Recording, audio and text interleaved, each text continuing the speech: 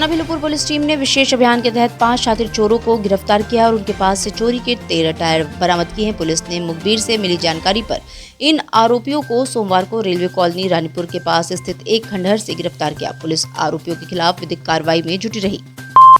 प्रधानमंत्री नरेंद्र मोदी के संसदीय क्षेत्र वाराणसी में गंगा में प्रदूषण कम करने के उद्देश्य से नगर निगम ने सभी मोटर बोट को सीएनजी में तब्दील करने का आदेश जारी किया था। इसके तहत गंगा में केवल सीएनजी नावों के संचालन की अनुमति दी गई थी। अन्य प्रकार की नावों पर रोक लगा दी गई थी। आदेश का पालन न करने पर लाइसेंस रद्द करने की चेतावनी भी दी गई थी। बीएचयू में पीएचडी में दाखिले की प्रक्रिया में करीब 15 दिनों की देरी हो गई है। ये देरी नेशनल टेस्टिंग एजेंसी की ओर से पास अभ्यर्थियों का डेटा न भेजने के कारण हुई है। बीते 18 अक्टूबर को नेट जेआरएफ का परिणाम घोषित हुआ था, जिसके बाद एनटीए को सफल अभ्यर्थियों का डेटा बीएचयू को भेजना था। बीएचयू को अब तक डेटा प्राप्त न होने से लगभग 10,000 से अधिक आवेदकों पर असर पड़ा है।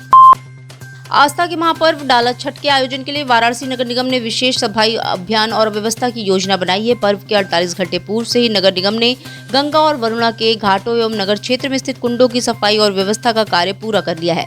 महापौर अशोक कुमार तिवारी स्वयं सभी घाटों पर स्थिति का जायजा ले रहे हैं, जहां कुछ स्थानों पर कमियां पाई गई, जिन्हें तत्काल ठीक करवाया गया।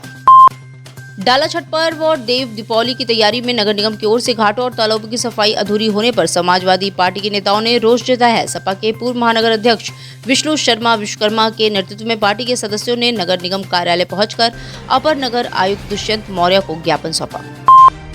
शहर में मंगलवार से डाला छठ पर्व की शुरुआत हो चुकी है और व्रत रखने वाली महिलाएं पूरे जोश के साथ तैयारियों में जुट गई हैं। नगर निगम और घाट प्रशासन ने घाटों की सफाई और व्यवस्था के लिए विशेष प्रयास शुरू कर दिए हैं। बाढ़ के बाद घाटों पर जमी मिट्टी को हटाने का कार्य तेजी से चल रहा है। अब मीटिंग में हम लोग अपनी बात रखी थी, जो घाट में कमियां को लेकर मैं ज्ञान दिया अधिकारियों के बीच में।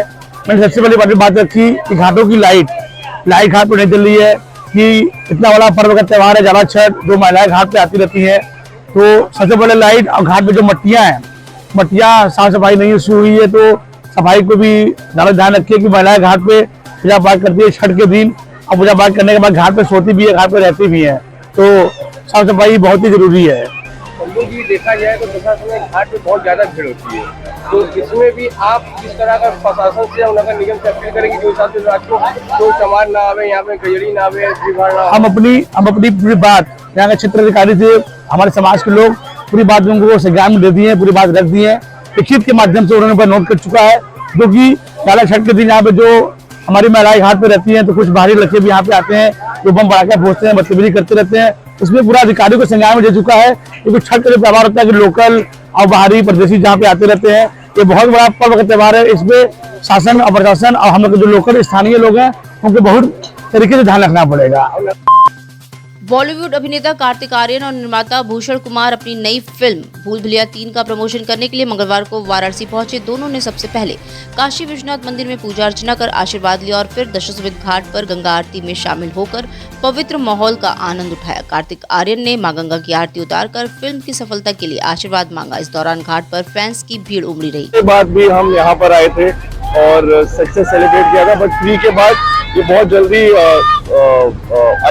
ऐसा लगा कि ये अच्छा टाइम है आने का, तो बस यहाँ पर आए और आशीर्वाद लेने आए। आपने दोबारा काशी को, हाँ आपने दोबारा काशी को, क्योंकि ये लगता है किसी न किसी तरीके से हमारे लिए ये जगह बहुत ही लकी है, और मैं होप करता हूँ यहाँ आता रहूँ।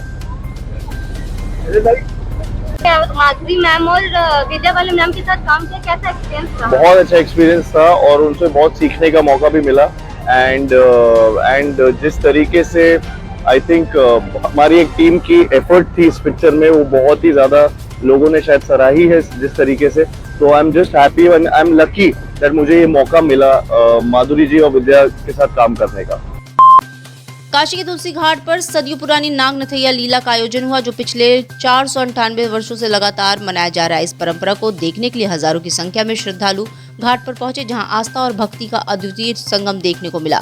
इस आयोजन में भगवान श्री कृष्ण के कालियानाग के दमन की लीला का मंचन किया गया। घाट पर हर हर महादेव और वृंदावन बिहारी लाल की जय का जमकर घोषणा। शताब्दी से ये परंपराएं काशी में जीवंत हैं और आज तक जीवंत चली आ रही हैं। आप देख सकते हैं कि लखिया मेले के तौर पे इस नाग नथैया को हम देखते हैं, जिसमें कि और भी मेले के साथ साथ इस नाग नथैया में लाखों की भीड़ उमड़ करके आती है और काशी के लोगों की जो भक्ति है, लोगों की जो भावना है इस मेले के प्रति, आप इस भीड़ से अनुमान लगा सकते हैं। तो क्या मानती है इसको, जो है और किस नज़र से देखती है इसको? मैं ये मानती हूँ कि काशी में बाबा भोले तो सर्वोपरि हैं, पर हम यहाँ पर जिस तरह से काशी में बाबा भोले को पूजते हैं, उसी तरह से श्रीमद् भागवत गीता के जो सबसे अहम जो किरदार हमारे सामने नज़र आते हैं, भगवान कृष्ण जो हमें धर्म, हमें कर्म की भाषा बताते हैं, उस लीला से भी हम इसको जोड़ के देखते हैं और ये देखते हैं कि किस तरह से हमारे संस्कृति, हमारी परंपरा में हर छोटी छोटी घटनाओं का भी इतना महत्व है, जो दिखाता है कि हमेशा से बुराई पर अच्छाई की जीत हुई है। भेलूपुर थाना क्षेत्र के भदानी इलाके में पत्नी, 2 बेटों और बेटी की हत्या के बाद आरोपी राजेंद्र गुप्ता का शव मिलने के बाद वारदात की गुत्थी पेचीदा हो गई है। पुलिस हत्या के बाद आत्महत्या से जोड़कर देख रही है, लेकिन मामले में सबसे मुख्य गवाह राजेंद्र की मां शारदा देवी की जुबानी सुनकर पूरी वारदात पर संदेह की कई चादरें चढ़ गई हैं। फिलहाल शारदा देवी के बयान के बाद पुलिस तफ्तीश की दिशा में नया पेच आ गया है। पुलिस अब हत्या के एंगल से जांच की बात कह रही है। भेलूपुर थाना अंतर्गत भदानी इलाके में एक शख्स ने अपनी पत्नी और 3 बच्चों को गोली मारकर उसकी हत्या कर दी। मृतकों में आरोपी की पत्नी नीतू गुप्ता, बेटा नवनीत गुप्ता, बेटा शुभेंद्र गुप्ता और बेटी गौरंगी गुप्ता शामिल है। घटना देर रात की है, जब अपने परिवार पर गोलियां चलाकर हत्या कर दी और मौके से फरार हो गया। बताया जा रहा है कि राजेंद्र किसी ज्योतिषी के कहने पर पत्नी को अपने काम में बाधा मानने लगा था। इस कारण वह पत्नी से दूसरी शादी को लेकर भी अक्सर बहस करता था।